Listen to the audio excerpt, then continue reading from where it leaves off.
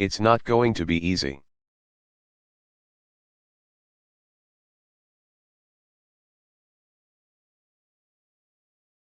Too much blood has been shed, too much infrastructure has been destroyed.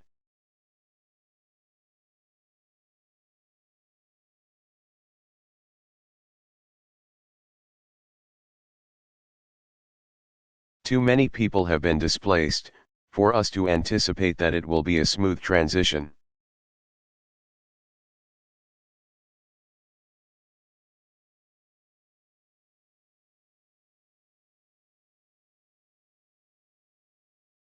And ISIL is going to continue to be a deadly organization because of its social media.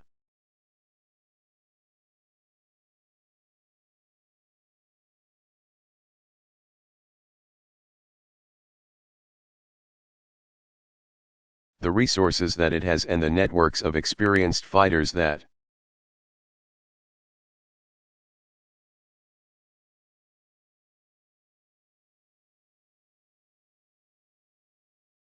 it possesses is going to continue to be a serious threat for some time to come.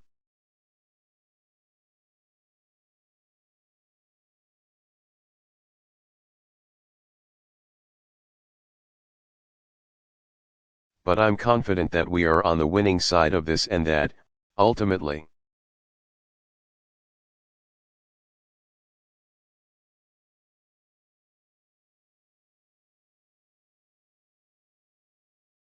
Russia is going to recognize the threat that ISIL poses to its country, to its people, is the most significant.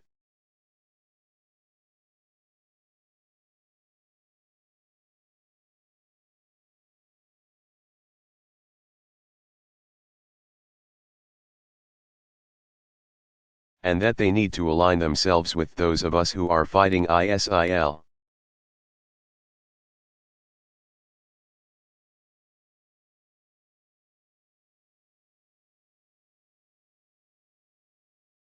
Just in sync.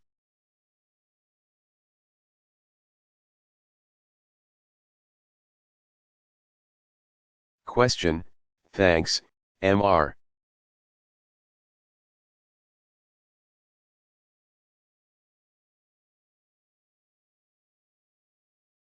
President. I guess I wanted to follow on that shift in.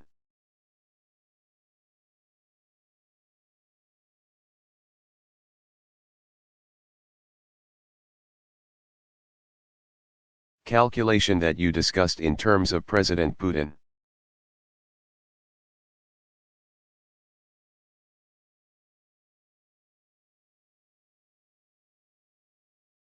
Did you receive assurances from either him or President Olan who said,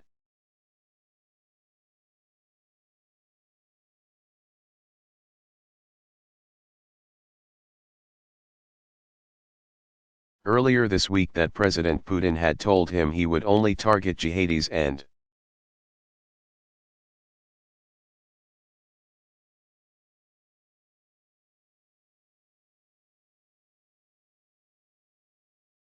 ISIS, that will be the focus of Russia's military campaign going forward?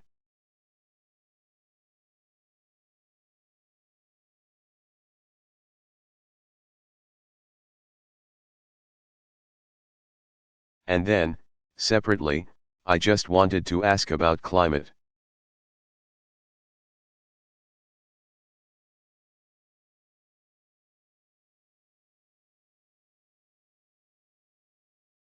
The outstanding issue seems to be whether Republicans who have kind of voiced opposition to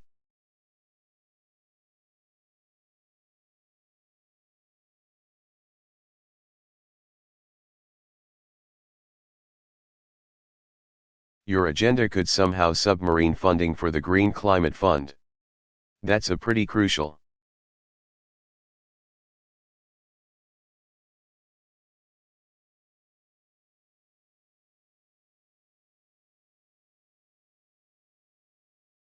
Part here. So I'm wondering both how you prevent that in the upcoming appropriations process.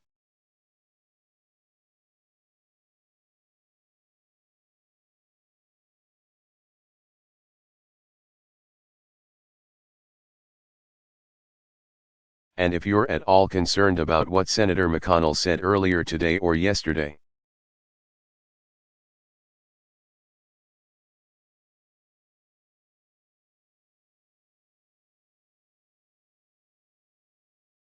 that a future Republican president could undo what you're trying to accomplish here in Paris.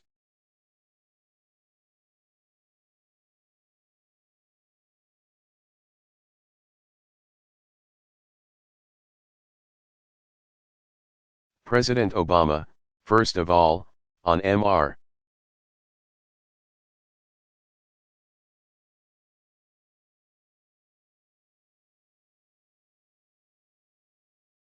Putin, I don't expect that you're going to see a 180 turn on their strategy over the next several weeks.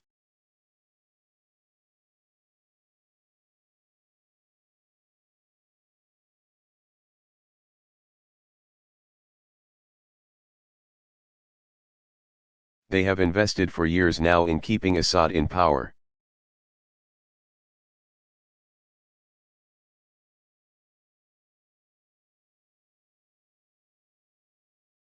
Their presence there is predicated on propping him up.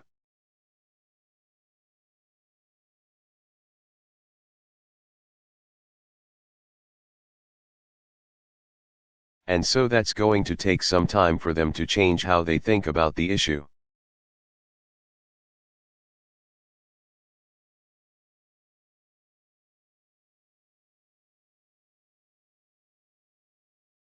And so long as they are aligned with the regime, a lot of Russian resources are still going to be targeted.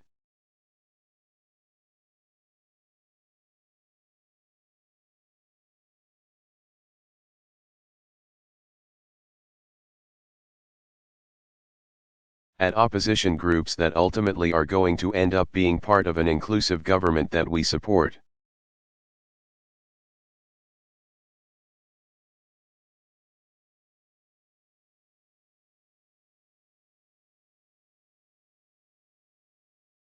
Or other members of the coalition support, and are fighting the regime and fighting ISIL at the same time.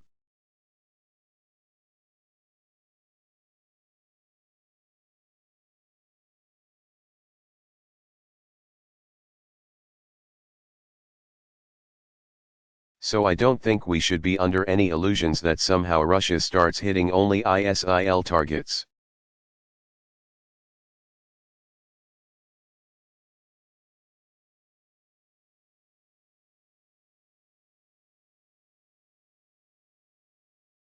That's not happening now. It was never happening. It's not going to be happening in the next several weeks.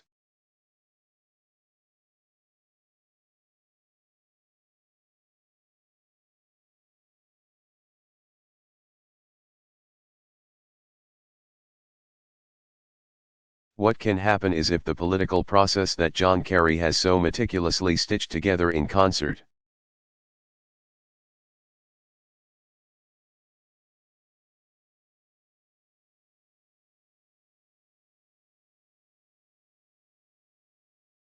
With Foreign Minister Lavrov of Russia, if that works in Vienna, then it's possible.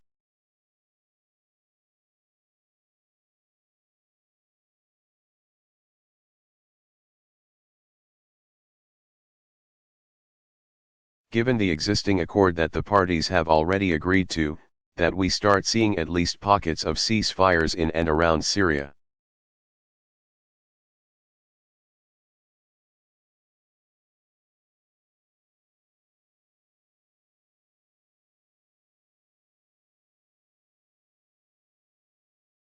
That may mean then that certain opposition groups no longer find themselves subject to either Syrian or Russian bombing.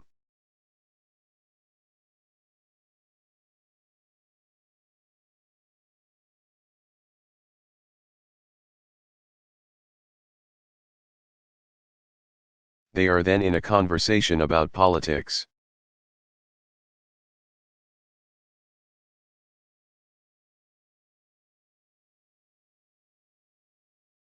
And slowly, we then are able to get everybody's attention diverted to where it needs to be.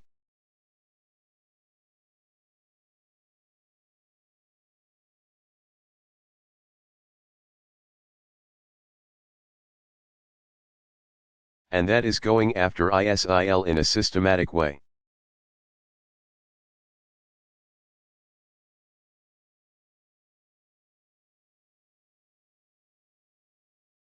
With respect to climate and what's taking place here.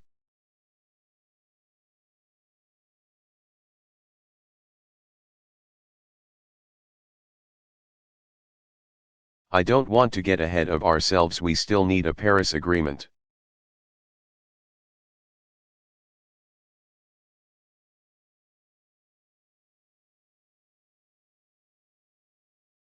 And so my main focus is making sure that the United States is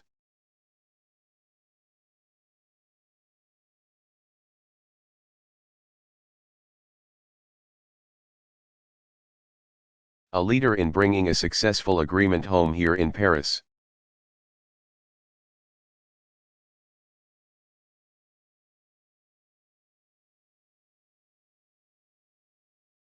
And there are a number of components to it.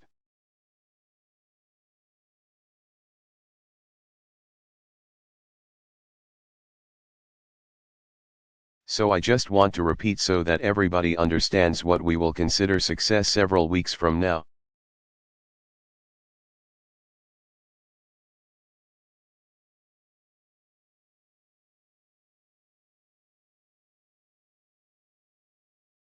Number 1, that it is an ambitious target that seeks a low-carbon global economy over the course of this century.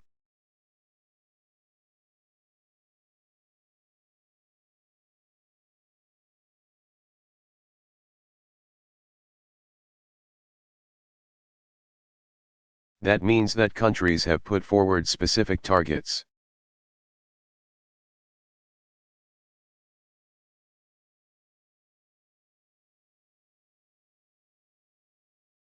And although those are self-generating, there is a mechanism in which they are presenting to the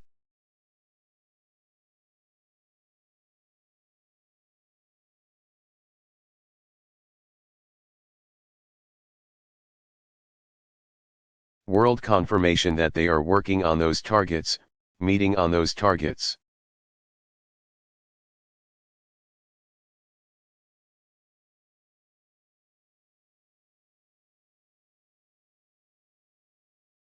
So there's a single transparency mechanism that all countries are adhering to, and that those are legally binding.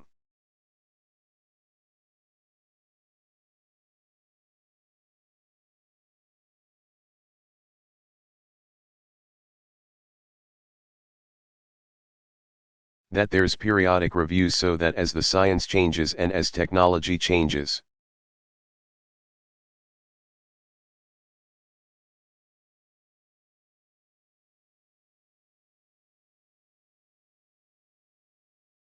5 years from now, 10 years from now, 15 years from now in each successive cycle.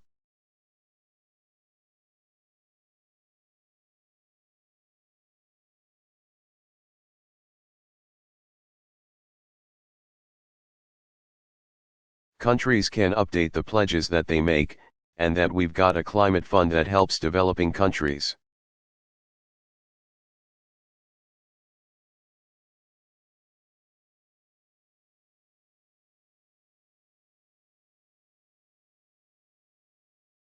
To not only adapt and mitigate but also leapfrog over dirty power generation in favor of clean energy.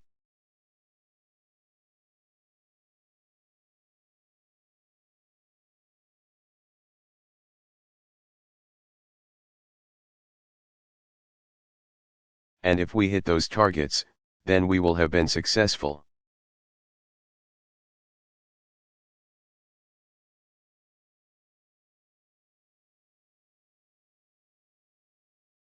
Not because, by the way, the pledges alone will meet the necessary targets for us to prevent catastrophic climate change.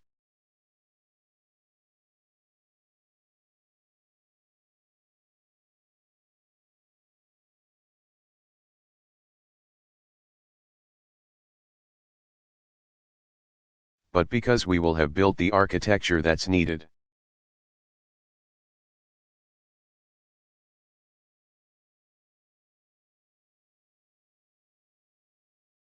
we will have established a global consensus of how we're going to approach the problem.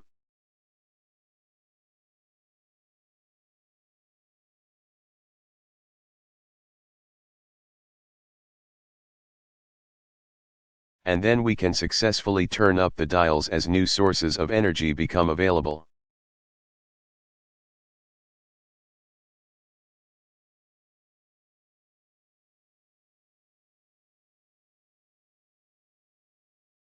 As the unit costs for something like solar or improvements in battery technology make it easier for us to meet even higher targets.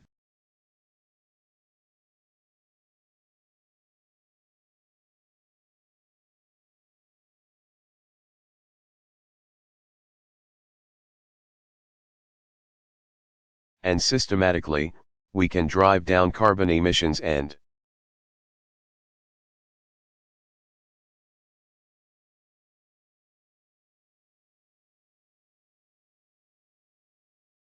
the pace of climate change over the course of several decades.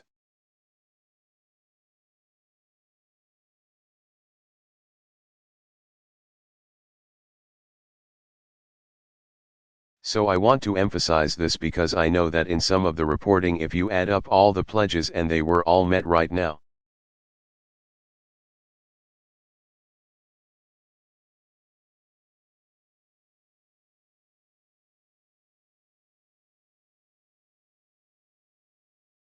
we would be at an estimated 2.7 centigrade increase in temperature.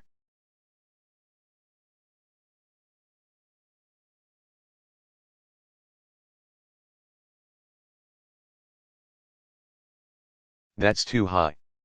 We wanted to get 2 centigrade or even lower than that.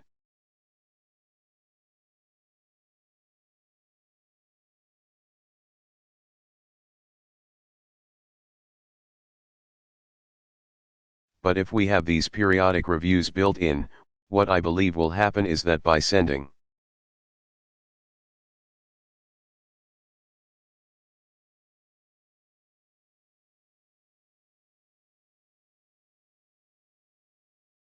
that signal to researchers and scientists and investors and entrepreneurs and venture funds,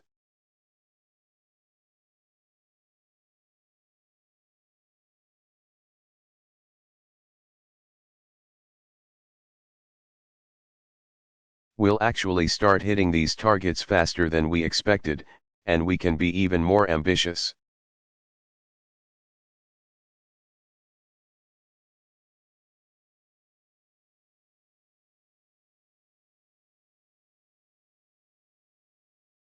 And so when you look at the cumulative targets that may exist 10 years from now,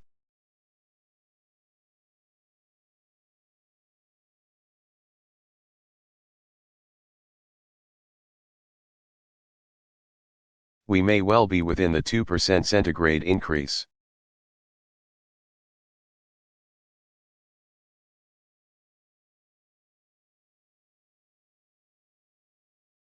And by the way, that's not just foolish optimism.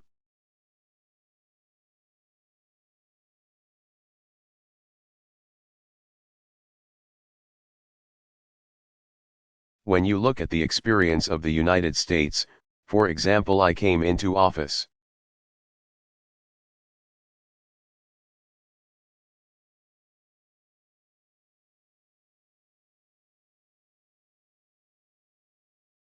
I prioritized clean energy. I said we're going to double our clean energy production.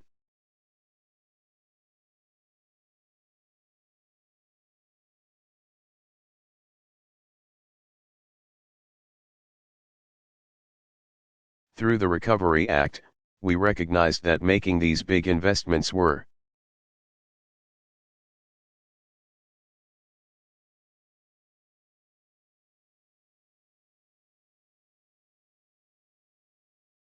also good for the economy and helping us get out of recession and could create jobs.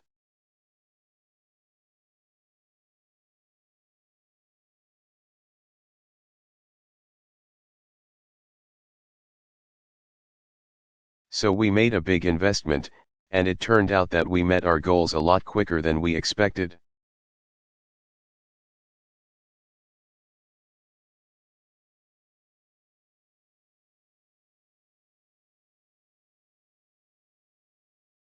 If you had asked me when I first came into office my expectations for the price of solar generated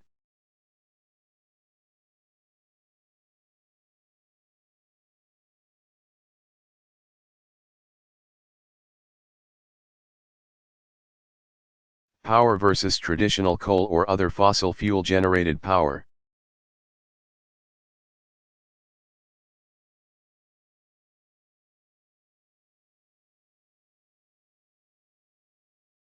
I would say we would make some progress, but that solar would still require substantial subsidies in order to be economical.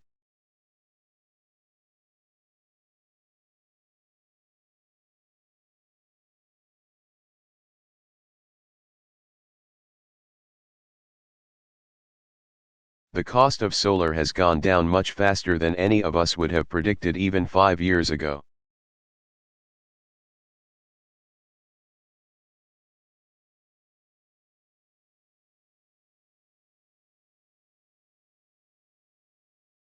So the key here is to set up the structure so that we're sending signals all around the world, this is happening.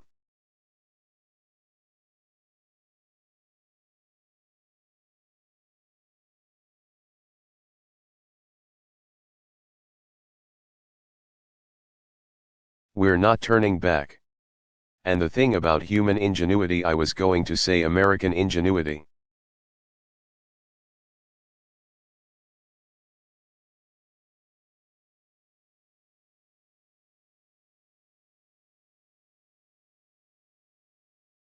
But there are other smart folks around too, don't want to be too parochial about this. The thing about human ingenuity is,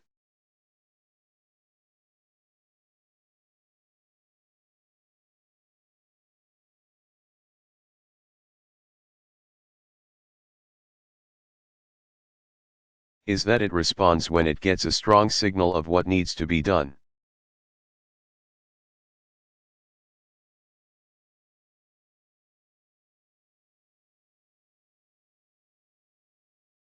The old expression that necessity is the mother of invention, well, this is necessary.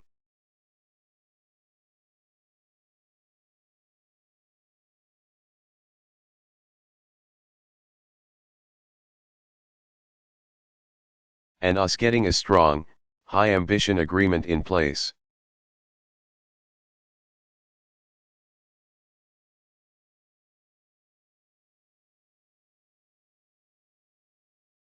Even if it doesn't meet all the goals that we ultimately need to meet.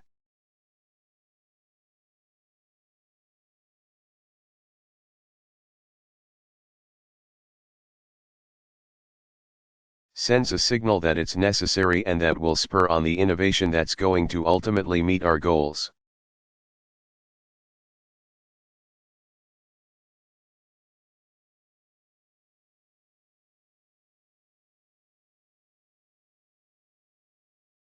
Nancy Banak.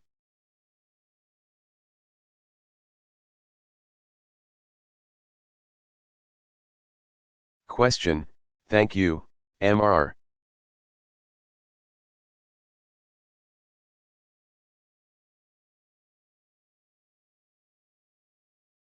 President. One follow-up on the climate change issue.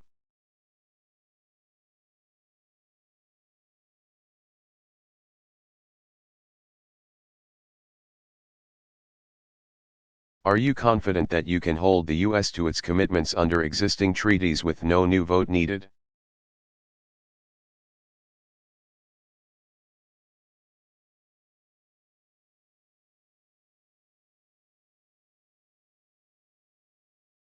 And separately, on Planned Parenthood, I wondered if you could share your thoughts on that shooting.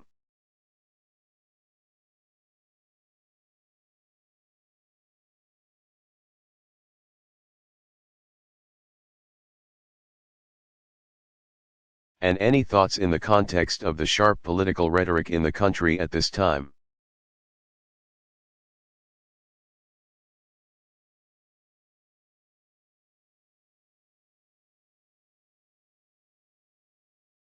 President Obama, I apologize, Justin, I didn't address that, but, fortunately, Nancy was batting cleanup after you.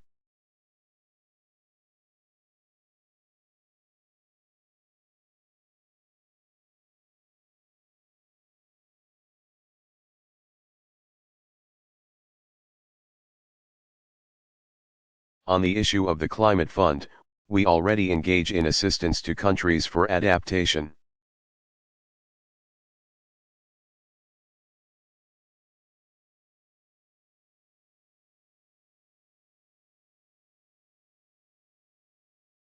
Mitigation, sharing technology that can help them meet their energy needs in a clean way.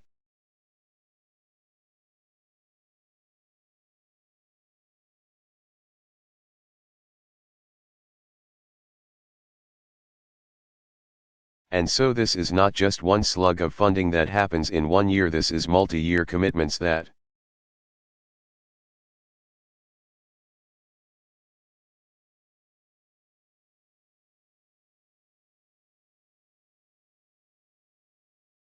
in many cases, are already embedded in a whole range of programs that we have around the world.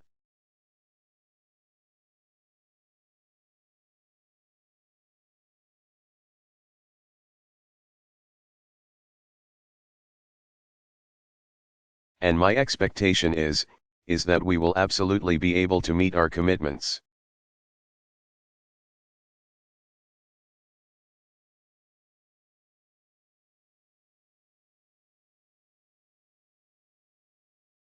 This is part of American leadership, by the way.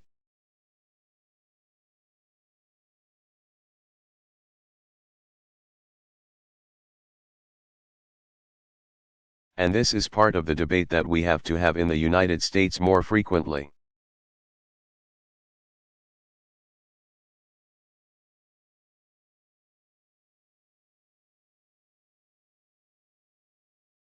For some reason, too often in Washington, American leadership is defined by weather.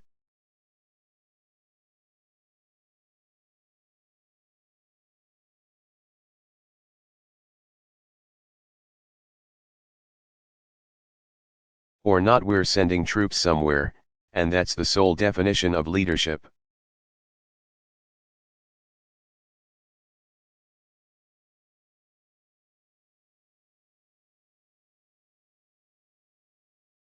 And part of what I've been trying to describe during the course of my presidency is that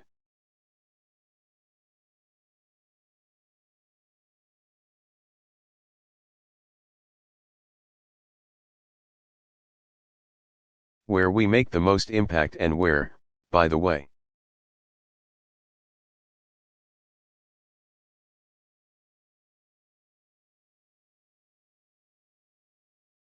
we strengthen our relationships and influence the most is when we are helping to organize the world around a particular problem.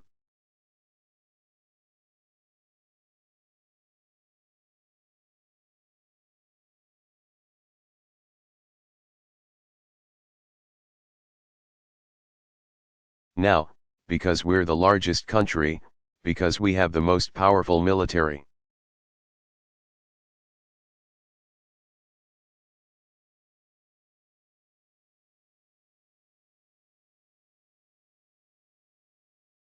we should welcome the fact that we're going to do more, and oftentimes we're going to do it first. So during the Ebola response,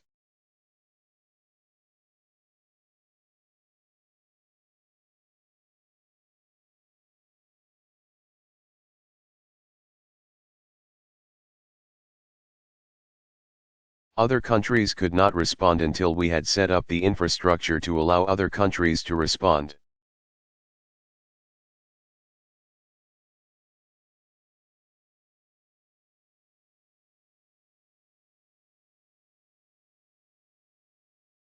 And until we had made the call and showed that we were going to make that investment.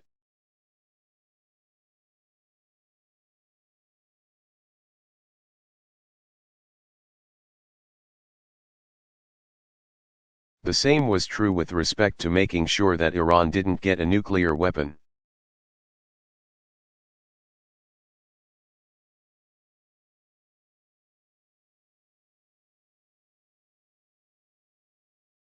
We had to lead the way, but, ultimately, because we reached out and brought our allies and partners together.